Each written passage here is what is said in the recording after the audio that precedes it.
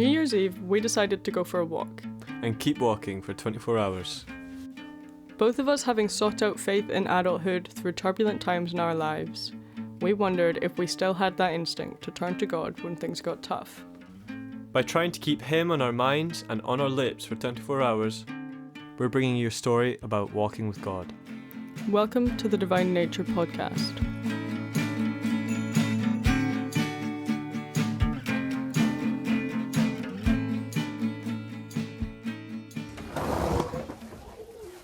Bye everyone! See you tomorrow! See you tomorrow. After some brief packing, and after taking our time departing, left. Does it have to be? Right, Yeah. We set off. We'd planned a circular route around our area that looked like a sitting dog perched upon the map. It linked up 4 towns that we'd be traversing between.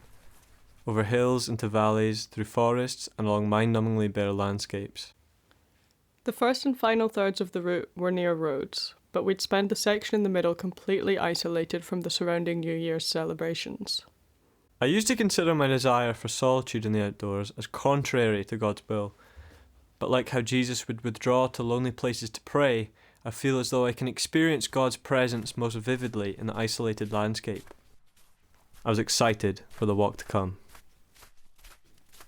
As afternoon turned into evening, we watched the sky slowly get darker and felt the air grow colder. The first few hours were a bit of a dance of layers on, layers off, repeat. It wouldn't be long until we were walking in complete darkness. After a while on flat ground, passing the first town meant reaching the first hill. It wasn't long before I could hear myself puffing, a result of the Christmas appetite. It's 6 p.m. and the light has completely left the sky. We've had our head torches out for about an hour. Hopefully the batteries last. We reckon it's going to be about 14 hours of darkness until the sun comes up tomorrow morning. Over the top of the first hill and descending into the second town, I shyly volunteered to Finn that my feet were hurting already. He responded excitedly, "Me too, thank you." His feet were wet from the snow and bogs seeping in through the seams on his elderly boots. We stopped for dinner on a grassy hill overlooking the town below. Pretending we were dining at a restaurant while scooping leftovers out of a Tupperware. Right, what's on the menu then? So on the menu today, no hot food tonight, I'm afraid. Again? The town around us was buzzing with anticipation. A new year was upon us. After dinner, we made our way through the town and started on a road that would take us up and into solitude. A road we knew we'd spend most of the night walking. A road that Finn had gotten so bored walking in the summer that he tried hitchhiking onto a Google Street View van. It would at least have been funny if the image of me with my thumb out had made it onto Street View. We didn't know yet that the same nagging desire to contact a lift would haunt a huge portion of our time spent on this road. Walking up the hill at around 9 p.m, we saw fireworks in the town below. I'd never seen fireworks from above. They were so beautiful next to the lights of the town. We then realised that we probably wouldn't be seeing any fireworks above us at midnight like we'd hoped. I thought of the joy these fireworks had provided me in the innocence of my youth. The kind of joy that I remember witnessing in Christians, but don't remember losing as I continued my life as a stranger to Jesus. Here I was in the hills with an innocent joy in my heart.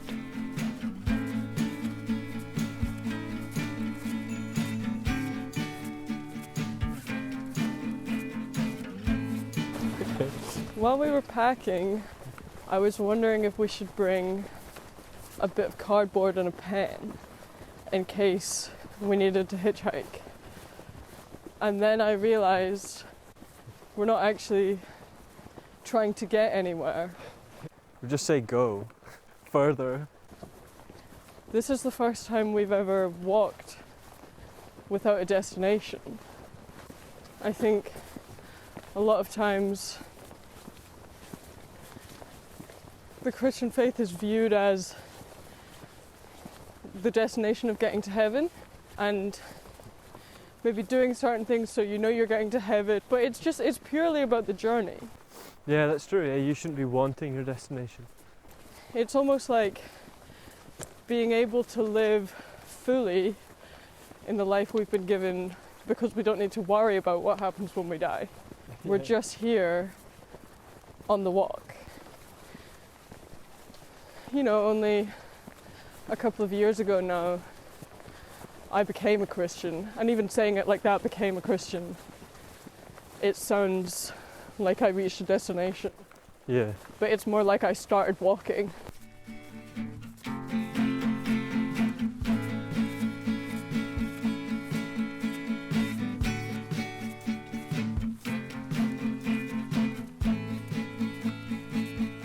Having reached the top of the hill out of town, there was now no sign of life in view. The clouds had started to separate, and we got our first view of the stars above. From here, the stars would be our only company, until we reached the next town far along the road. The land surrounding the road was completely treeless. Looking around, Finn spotted a set of eyes reflected in his head torch light off the side of the road. He tried to point them out to me, and as I searched with his direction, more and more appeared. By the time my eyes met theirs, at least 6 deer in a perfect diagonal line were looking back at us, like a very long 12-eyed monster. Only noticing by chance that we were being watched added to the unease we felt about the dark valley below. Even though I walk through the valley of the shadow of death, I will fear no evil, for you are with me. All except the road was covered in snow. Once the cloud cleared, the moon was bright enough that we didn't need our head torches. It's actually really, really bright because of the snow and the moon. Our head torches barely make a difference. Turn yours off. We can walk in the moonlight just fine. The moon even shone shadows onto the road next to us. I thought about the sentiment that even when we don't cry out in overwhelming awe and glory to God, creation will. In Luke's Gospel, Jesus said about his disciples, if these were silent, the very stones would cry out. Seeing our own shadows on the road in the middle of the night, we couldn't help but be filled with awe. During our descent into the valley, we passed a van that had crashed on the road and was bound by police tape. The condemned van could only remind us how treacherous the roads were this time of year. The air was frozen. We could see the frost hanging in the air around us. Our lips were raw and cracked. The taste was bitter. The cold had formed black ice and made the road look like glass. If we had to call for help, we could cause a dangerous situation for our potential rescuer. It felt surreal to consider danger and a potential rescue in a place so familiar for its beauty.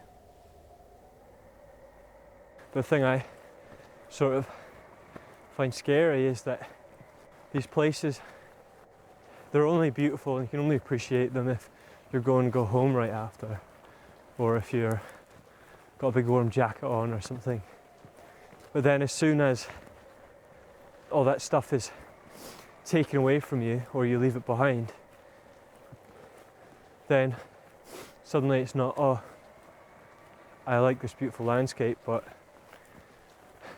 this landscape is barren. There's nothing here for me.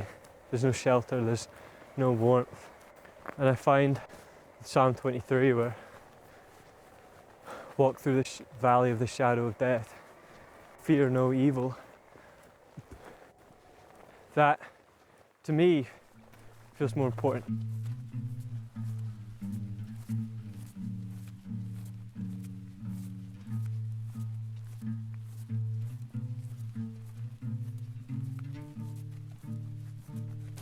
Oh, where in your feet does it hurt the most? I was expecting a challenge of purely mental endurance, and was stupidly surprised when 9 hours into the walk my hamstrings started to hurt. It didn't take long for us to start confiding in each other about our tiredness and leg and foot pain. On the endless stretch of wide open road, confiding quickly turned to complaining. I can't even describe. It's just all over them. But this bit run to top of my knees, the back of my leg, yeah. agony. Yeah, my left hamstring is really bad down there, just above the knee pit. Yeah, the knee pit. Yeah, me too.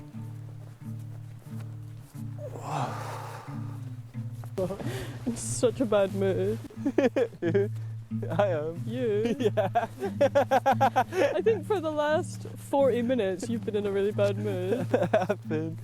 I thought this was going to happen at maybe 5 in the morning. 4? Dude. Not 11.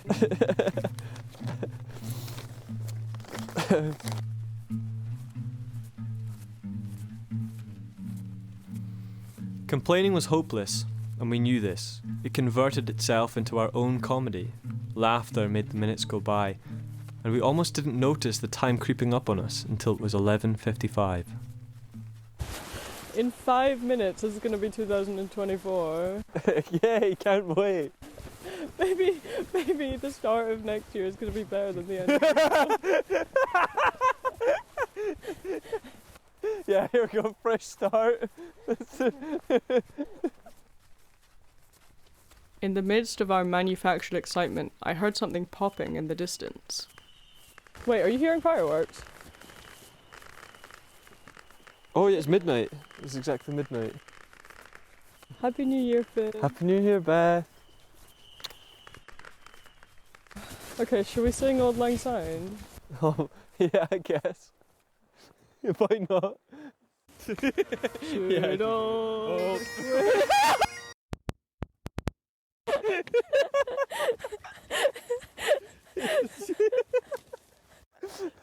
Just a little slip there. It's a bit slippy on the road there. Wow.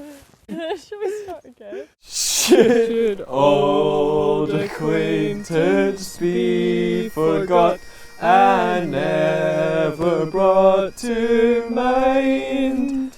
Should old acquaintance be forgot for old lang syne?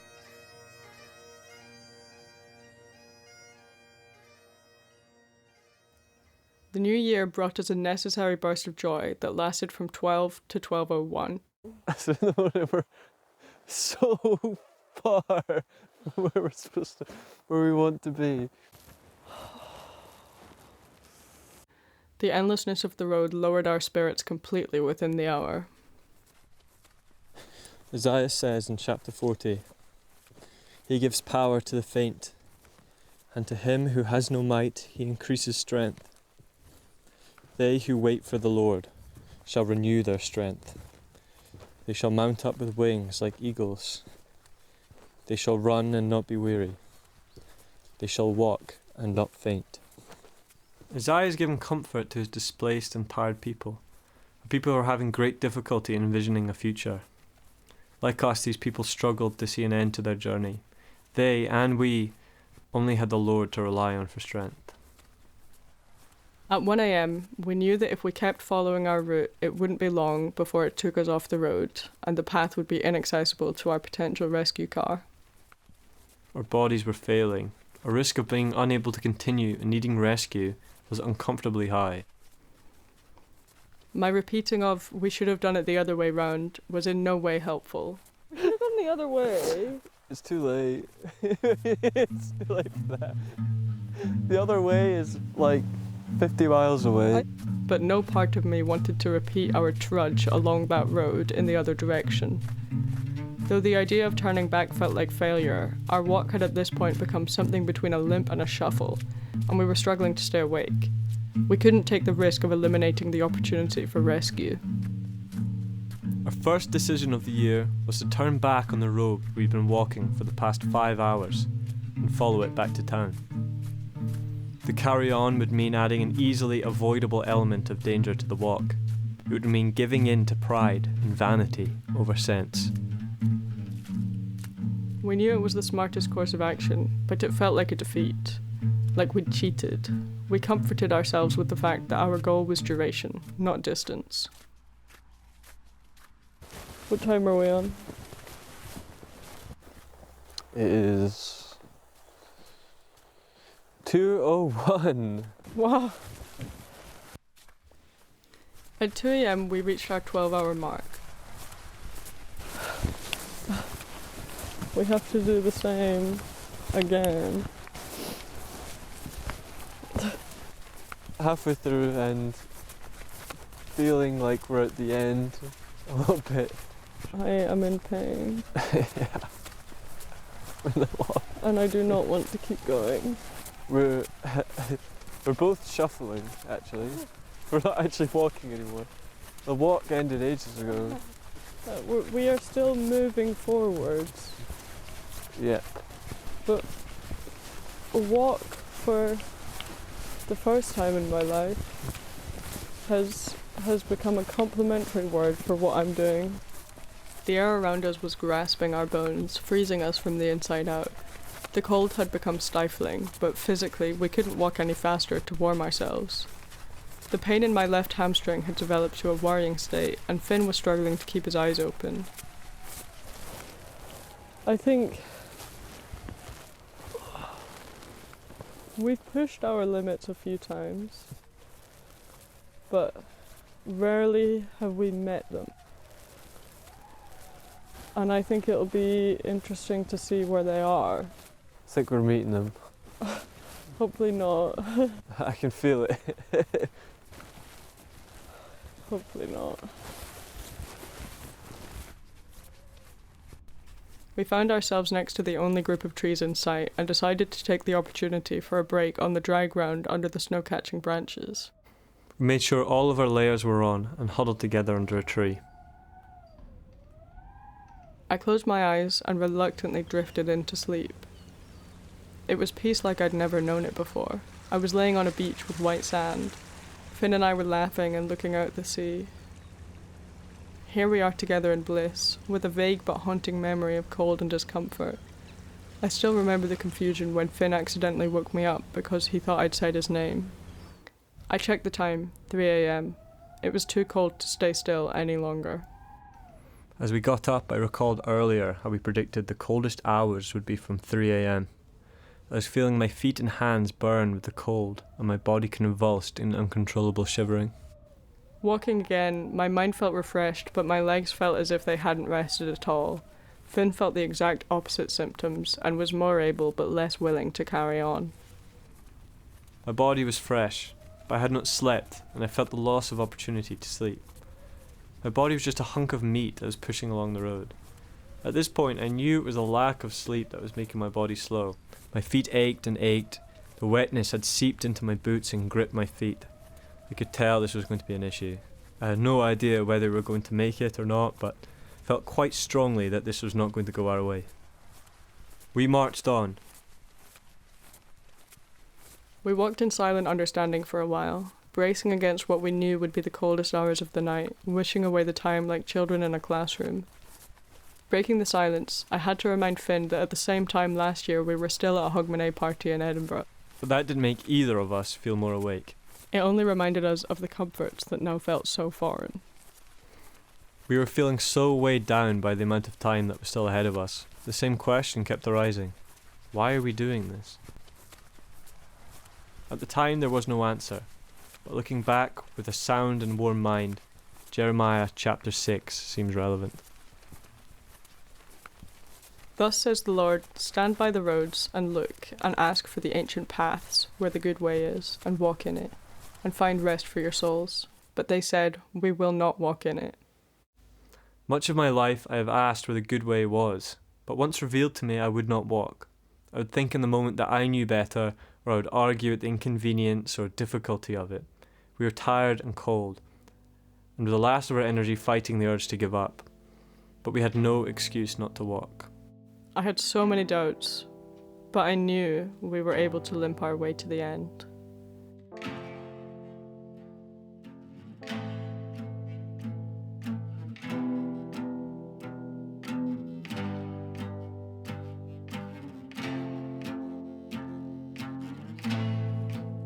If we can make it to 4 a.m, then we can make it to 6. And if we make it to 6 a.m, then we can make it to sunrise. If we hold on till daylight, then we can definitely make it to the end. Minutes went by until the minutes turned to hours. The road dragged ever on, and we were finding it hard to keep up. We'd complained prematurely. We were shuffling along on the roads of ice in silence, barely acknowledging each other. My feet were now seriously frozen, throttled by the cold. Beth suggested I change my socks, as the wetness would turn my skin to paper. But not wanting to stop in fear of freezing and not making the distance, I just wanted to continue. We were as cold as the road's contempt for us. We were just trying to make the distance. We passed that police-taped van again. We were almost at the top of the hill and on the other side of the valley. Though we were still so far from the end, this tiny landmark that had earlier been cause for concern felt like a taste of victory. I could now picture the twists in the road again. Though we were suffering hardships, we continued to walk through this dark, frozen valley, still holding on to hope. Entertaining the thought, but not truly believing we would die. Even though I walk through the valley of the shadow of death, I will fear no evil, for you are with me. As we walked on, my shivering subsided, and I finally understood the intelligence of changing my socks. Staring at my foot in this torchlight, I saw it was paper white and wrinkled.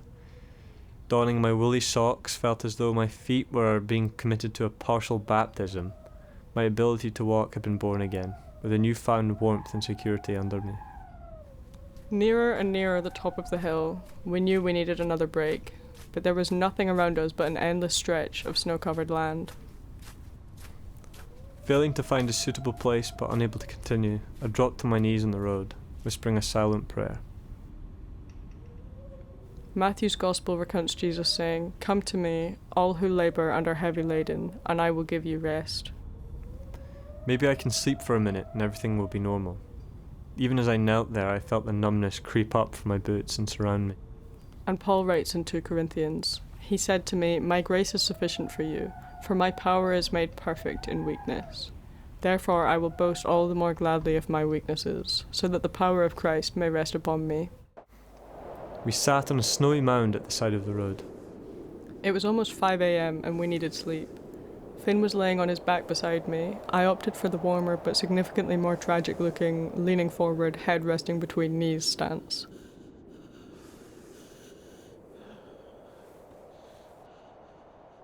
I watched Beth hunch over herself in an attempt to get warm. This time I didn't feel myself falling asleep, but I woke abruptly to Finn's absence by my side. He was pacing back and forth on the road, needing to keep himself warm, but not wanting to wake me. I just couldn't rest, get warm or anything, and was aching to get moving again, to try and warm up. I launched my bag over my shoulder and we marched on, finally on a flat stretch of road. The previously ice-covered road had somehow become even more so, and we no longer had patches of wet but grippy tarmac to cling to. Whoa. Slidey. Maybe I should. Hesitantly, we started skating, confident we wouldn't recover from a fall. About an hour before the light breached the darkness, we suddenly had need for our head torches to cut through the heavy wet fog that coated the whole town. In our absence, the valley that housed the town had filled with fog like a big bowl of cream. We figured out that our return to the town would coincide with the return of daylight, and hopefully civilization. I knew returning to the town would be a major raise in spirits, but nothing could change that reaching it would mean the end of that road and the beginning of another. As the town grew closer and the first glimpses of daylight graced the sky, my hamstring suddenly started to feel so much better. I couldn't fathom that so much pain had been controlled by my mentality. We sat on a bench in a lay-by just above the town and looked over it. It wasn't quite sunrise, but it was close enough to daylight that we'd made it out of the night, out of the valley. We discussed coffee and sausage rolls. Little comforts seemed necessary, but we knew they wouldn't be crucial to our success. I thought about the emphasis that we tend to put on worldly comforts in the outdoors. Often we can feel held back by our old, non-ideal or non-existent equipment, like, for example, hiking boots that used to be waterproof. Especially with advertisers making it seem like we need the newest, best and most fashionable stuff to do the things we love outside. The flesh loves comfort, but perhaps the spirit struggles to break through our bundles of expensive equipment to get to the real reason we come outside. Despite this understanding, neither of us were in any mood to deny ourselves a small comfort. We descended into town just before 8 a.m. and walked past a hotel with lights on inside and a sign advertising their coffee outside. We tried the door. The mess of glasses left in the lounge from New Year's Eve told us there probably weren't any staff around, but it was so warm in there. We sat half hoping we'd see someone to ask if they were open for coffee, half hoping we could just shut our eyes and not be disturbed. We used their toilets and sat long enough to warm up in the lounge. The air was still electric from the evening festivities that had totally passed us by. Or we by it, rather. I was reluctant to relax, knowing that the longer I rested, the more I would want to rest. I couldn't lose the objective that I knew was now in sight. I could not allow the flesh's love for comfort to take over. I couldn't let myself reach a point that stopped me from continuing the walk.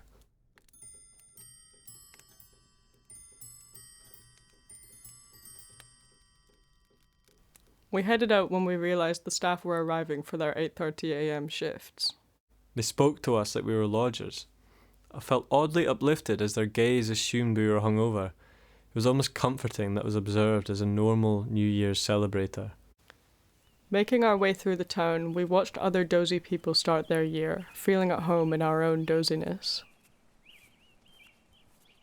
It was strange returning to the town after our alien experience in the neighbouring valley, but we were encouraged to continue our journey by the sight of the townspeople who looked a bit like us. It was then that I figured, this is a new day. My body wants to walk. The final leg of our walk was at a relaxed but considerably faster pace, on firm snow and under blinding sunlight. We still had plenty of food and plenty of water, and the clear sky elevated our spirits. We took a lot of snack breaks and really milked our way to the 24-hour mark, having already arranged a place to be picked up at 2 p.m. Our journey had ended, but as Beth said previously, we've only just started walking. Thank you for listening to the very first episode of the Divine Nature podcast. Now that you have an idea of what to expect from us, hopefully you'll want to stick around for more.